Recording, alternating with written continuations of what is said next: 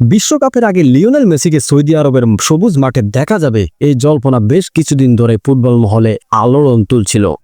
তবে এবার সেই গুঞ্জন এক নাটকীয় মোড় নিয়েছে। ফুটবল বিশ্বের এক মহাতারকাকে স্বল্পকালীন সময়ের জন্য খেলার প্রস্তাব ফিরিয়ে দিয়েছে সৌদি আরব নিজেই।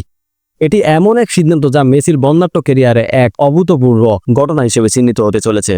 বিশেষত যখন Cristiano Ronaldo, Karim Benzema, Neymar, Riyad Mahrez এবং সাদিও মানের মতো তারকারা সানন্দে সৌদি প্রো লিগ বেছে নিচ্ছেন, তখন মেসির এমন প্রত্যাখ্যান নিশ্চিতভাবে আলোচনার জন্ম দেবে।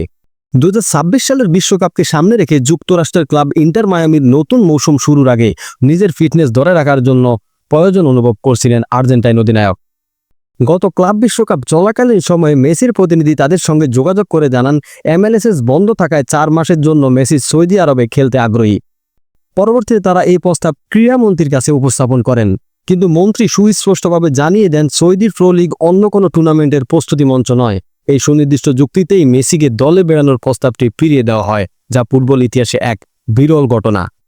ইন্টার মায়ামির হয়ে MLS মৌসুম শেষ হওয়ার পরে নিজের শারীরিক অবস্থা এবং পারফরমেন্স পর্যালোচনা করে তিনি চূড়ান্ত সিদ্ধান্ত নেবেন।